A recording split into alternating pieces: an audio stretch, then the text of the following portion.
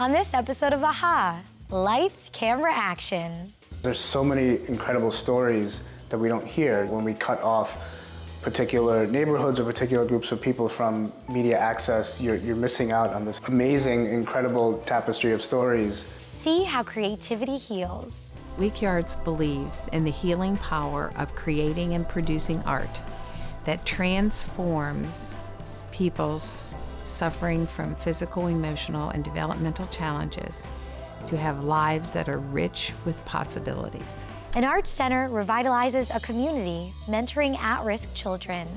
I think what sets us apart from any other sort of center is that we're not afraid to take risks in our projects. So we have these great, really creative, large-scale projects that we do.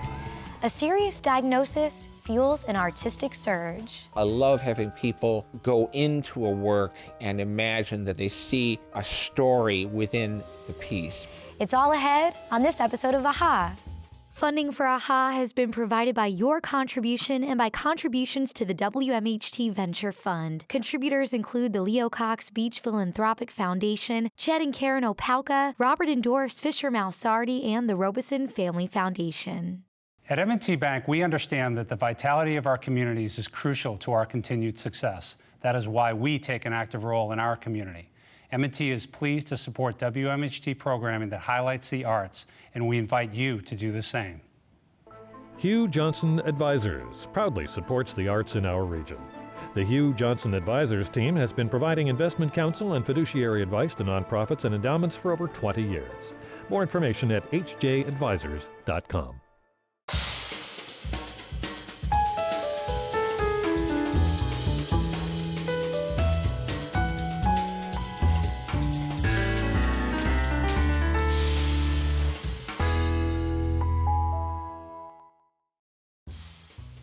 Hi, I'm Katie G, and this is AHA, a house for arts, a place for all things creative. A little inspiration can go a long way. Today's show focuses on programs that inspire and revitalize. Have you ever wanted to make a movie? Youth FX is a program in Albany, New York that allows young adults to learn the process of digital filmmaking. Ready? Action.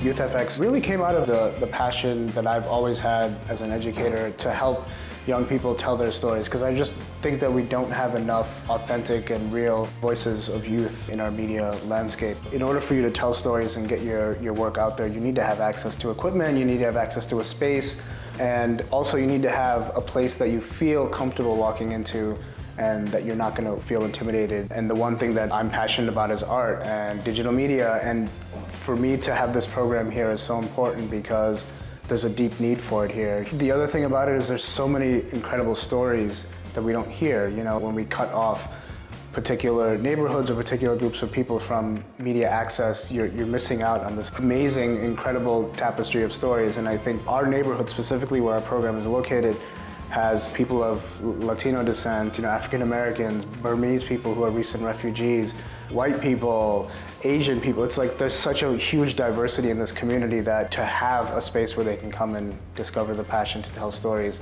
is so important.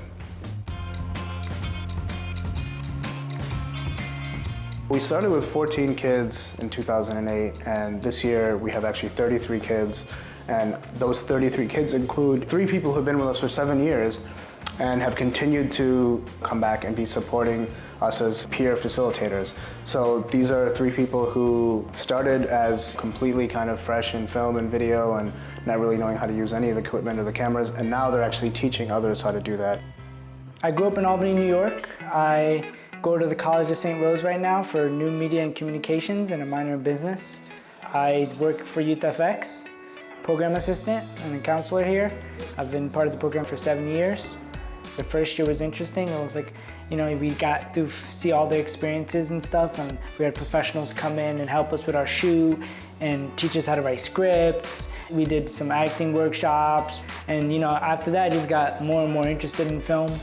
Then it makes you explore how you will look at film outside. So then I started watching more films outside of the program and thinking about how those are made. Now I'm interested in film and want to do it for a living. Here it's about what would you like to learn? What do you want to do? What do you want to talk about? And here's some really cool things you can do to make that happen. Here's a camera, here's how you use it. Here's how you do photography. Here's how you tell a story. Here's how you tell a story effectively, so that people would want to listen to it. It's very democratic, the learning that happens here. It's very student-driven, and it's very much what they would like to do. We just merely help them with the tools to deliver that message, to deliver their voices. We are guiding them as opposed to strictly putting information in their heads. And I think that there's something very beautiful about that.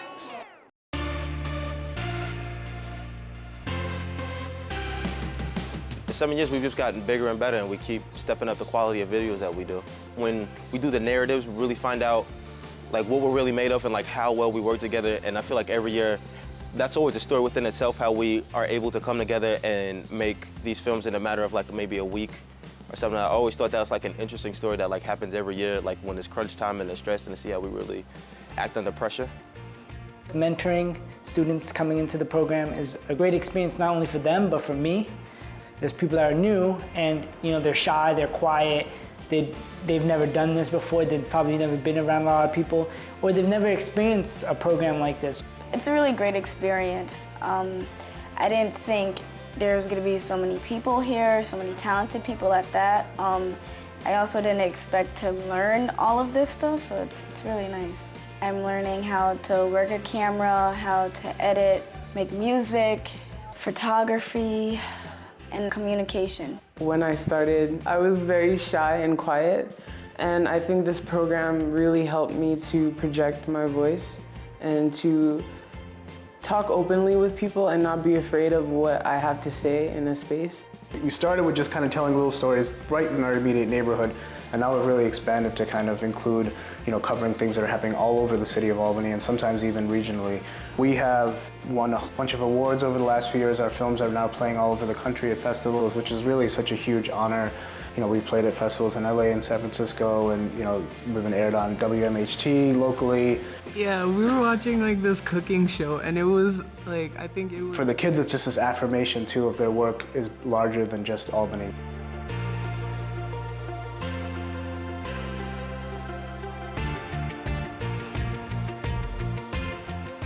We work hard.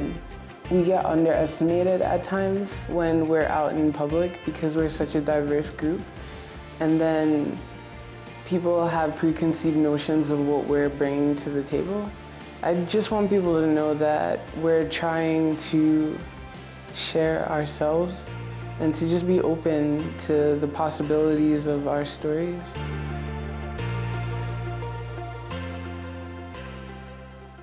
Now we're stopping by Kettering, Ohio, where an arts center has taken up a rather compassionate task, rehabilitating the community's down and out.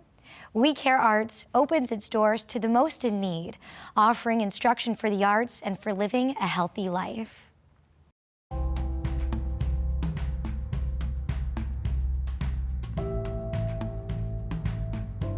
I don't always feel it immediately, but after I get a project done, there's a lot of self-satisfaction, and it gives me a feeling that I have some value, that especially when something sells. I'm like, wow, that was great. We Care Arts believes in the healing power of creating and producing art that transforms people's suffering from physical, emotional, and developmental challenges to have lives that are rich with possibilities. When you purchase things that our clients have made, you are buying a piece of their success. Since 1983, We Care Arts has served over 8,000 individuals. The Berkeley Center on Wilmington Pike hosts the gift shop, where clients sell their handcrafted items, receiving a portion of the selling price to supplement their fixed incomes. In addition to teaching 75 artists monthly, We Care Arts teaches in 9 area high schools, numerous nursing home and rehab facilities, outpatient psychiatric programs, and adult day habilitation facilities. We have answered the community's call for need. We're about the only organization that provides the skill and the quality of art program for special needs individuals in the area. I'm a facilitator and a mentor, coach, instructor, confidant, friend, boss. All those things kind of wrap up. It's a pretty broken bunch, and we're all in there together. Just give it time. All of us are going to be disabled at some point in time if you stick around long enough. Bruce is a very nice guy. He teaches me how to give your mind, how you get your mind on your work, and he showed me how to draw. I have people tell me all the time that if they weren't coming here, they wouldn't go out of their apartments, that they had nothing, they didn't have any friends. Pictures are a reflection of what's in a person's soul. So when someone is challenged and been pretty much knocked down in life, and they're not successful in lots of stuff because of all those different challenges in their life, it's really hard to believe in yourself. It's really hard to think that what you have inside of yourself is really great. And here at We Care Arts, we believe that with everything in us, that every human being has something to offer, and they're beautiful, and what they can put down on a piece of paper, whatever it is a reflection of who they are, and they get so excited. The team provides artistic and supportive services to meet the creative and social needs of the clients. This caring and safe environment frees people to engage in creative expression. Feelings of isolation and depression dissipate, and meaningful life returns. What does this person need? Sometimes it's social skills, sometimes it's art skills. What we're trying to do is give them both art skills and life skills, so that they can take these life skills and they can apply them. They can go out and get work, they can go back to school, they can enter back into relationships, which happens. They will enter back into relationships after they've been broken. They will enter back into work after they've been crushed. They will continue with their art. They'll discover that they truly are artists and that they're gifted. Art is not going to be for everyone, but for those that it is for, it really touches them deeply and gives them some power to encourage, to transform themselves, to start over, to get back on their feet, to create an existence for themselves where they can be happy and content, and they've got something to live for and something to fight for. It's a pretty big deal for some people. We have teachers here that believe in the human spirit and believe that everyone needs just a hand up sometimes, and we just provide those steps so that they can feel good about themselves. They have life goals as well as art goals, and so they are working specifically towards something. I always listen to music because it helps me focus. So I use that to keep my body calm and trying to get I have a problem with talking too much, so I had to listen to music. I have folks who come in and they might have been draped in that victimhood, and they've been schooled, they've been programmed, they believe that they're broken, they can't do it. And my goal is, if you can get up and you can go get your water, go get your water. If you know where the paintbrushes are, go get the paintbrushes. If you don't know where they are, I'll walk you through, I'll show you. You know, it's that kind of that story where if you teach a man to fish, they can feed themselves forever. Art has that ability to connect. It fuels something deep inside somebody. When they create something, nobody can beat it out of them, nobody can, steal it from them. And that can be grown and that can be, encouraged. You see people change. That's the cool part about doing this stuff. And the blessing, of which I'm greatly appreciative. Up next, see how with just a little creative vision, anyone can have a big impact. Meet Jerry Steinhardt, the founder of K-12 Gallery and Tejas, an art center in Dayton, Ohio, working to inspire at-risk children. Here's the story. Dream and vision can be coupled with another person's strategic plan. Strategic plans and vision. That's what creates innovation. Dayton is known as a town of innovation and invention, with an abundance of great engineers. But rarely do we group innovation and art together. K-12 Gallery and Tejas is working to change that. I think what sets us apart from any other sort of center is that we're not afraid to take risks in our projects. So we have these great, really creative, large-scale projects that we do. We're fortunate here in Dayton to have so many creative outlets. We provide this one-of-a-kind experience for people, so they really can get creative and get messy here and not have so many of the boundaries that I think other places provide. In 1993, Jerry Standard was inspired to start the K-12 Gallery after visiting a children's art festival in State College, Pennsylvania. She was a first-year art teacher for Dayton Public Schools. Just a little seed of inspiration can really change a person's life, and many other people's lives too, in the process. Once people are really inspired to do things, to move in a positive direction, other things come about. The really cool thing about this program is that we have kids in here from every area, every background, every race. We serve everybody. The depth of what we do all is surrounded by the inner city kid. And those inner city kids aren't necessarily all coming from Dayton anymore. There's West Carrollton, there's Xenia, there's Kettering, and these pockets of children that have lower resources than what we have are coming from all over. And they attend our artist in training program. And that's every day after school. We train their right brain to use their creative energy in a positive direction. The gallery has a great scholarship program to assist those who may not have the ability to pay for an art class. Going one step further, the gallery is also in partnership with the Montgomery County Juvenile Court, encouraging youth to express themselves in more constructive ways. HALO is the brainchild of Jerry Standard, and HALO stands for Helping Adolescents Achieve Long-Term Objectives. Basically, at that time, the levies were failing. Dayton Public Schools was losing their arts programming, and Jerry has always seen that there's been a lack of art services for at-risk youth. So she reached out to us and had the idea for the HALO program. Judge Kuntz and Judge Capizzi and our probation directors have always been supportive of alternative programming like this. We are a strength-based court, so we believe that what works for one kid may not work for another. So if we can expose them to different elements in the community, such as arts or theater, those sort of things, then hopefully we can light a spark in them and find their passion, and in turn they start to feel good about themselves and give back to their community. We have teams that come in and work on large-scale public art. We have about 15 large-scale public murals that went up in the last couple of years, and so we're working on our third phase this year. They learn about not only skills like team building and working in a group, but they get that one-on-one instruction.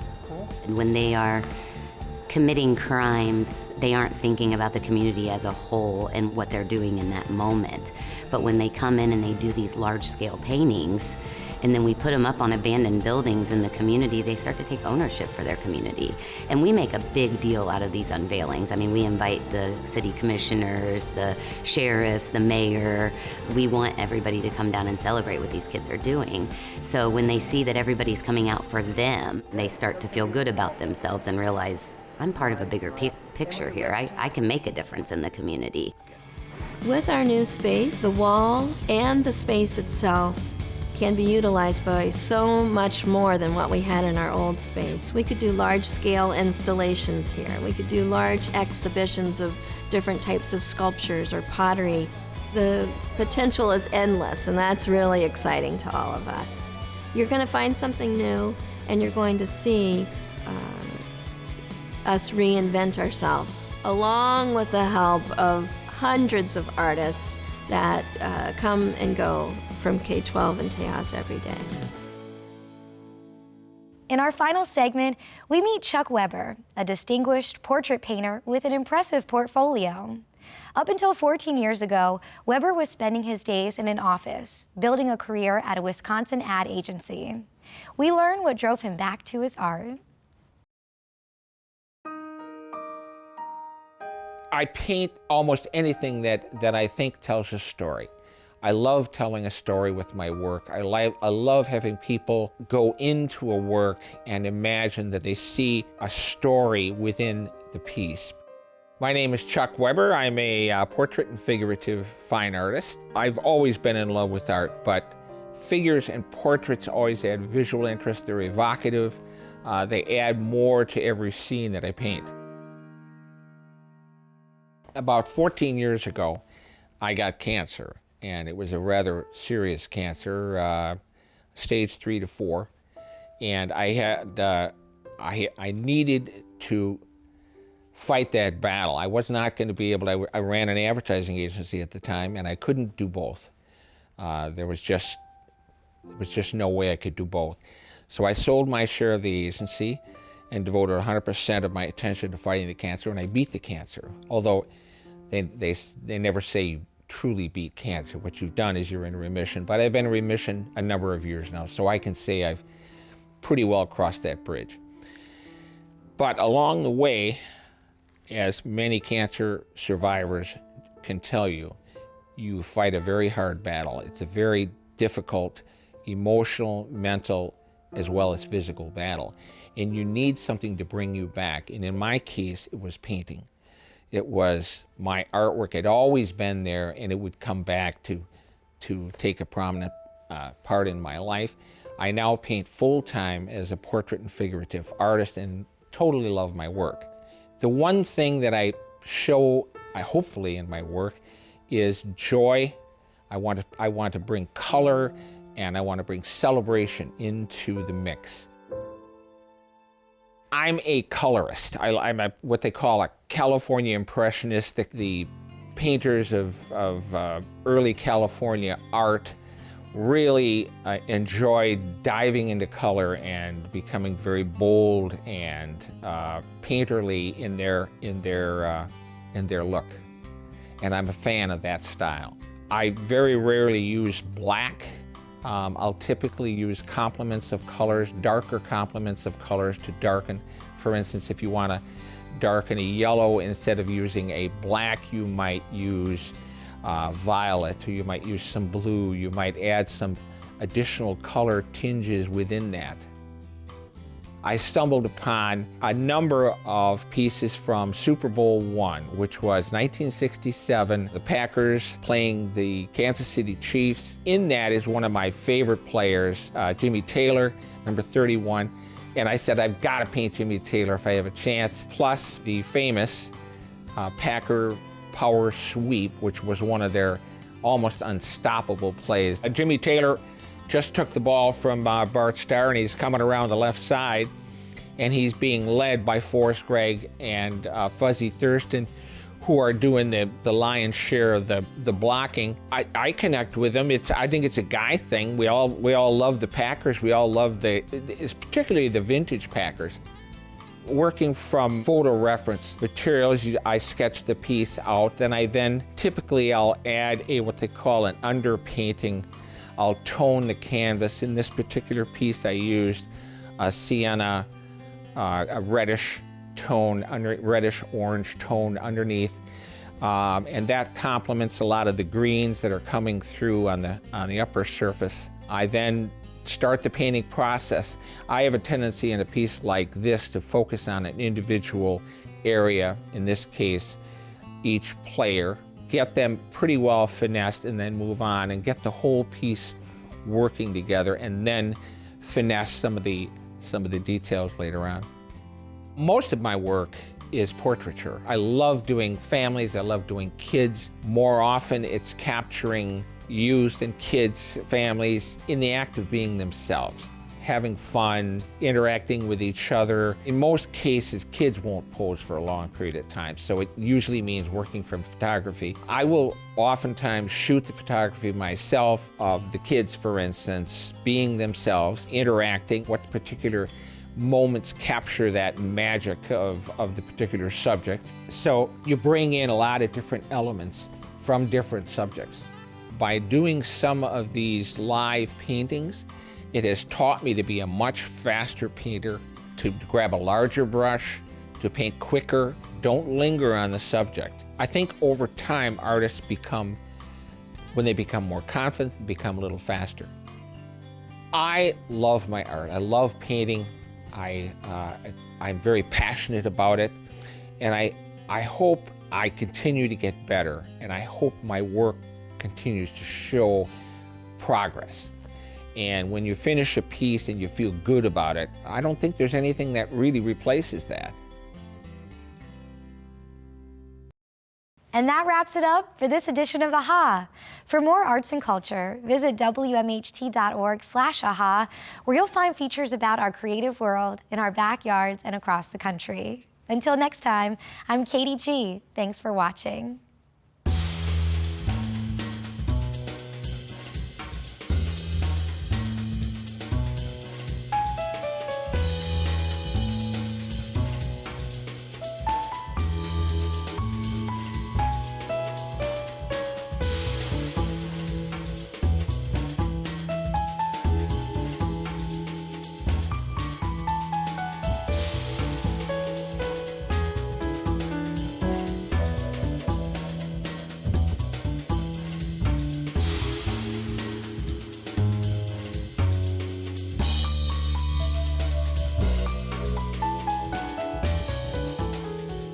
Funding for AHA has been provided by your contribution and by contributions to the WMHT Venture Fund. Contributors include the Leo Cox Beach Philanthropic Foundation, Chet and Karen Opalka, Robert and Doris Fisher-Malsardi, and the Robeson Family Foundation. At M&T Bank, we understand that the vitality of our communities is crucial to our continued success. That is why we take an active role in our community. M&T is pleased to support WMHT programming that highlights the arts, and we invite you to do the same. Hugh Johnson Advisors proudly supports the arts in our region. The Hugh Johnson Advisors team has been providing investment counsel and fiduciary advice to nonprofits and endowments for over 20 years. More information at hjadvisors.com.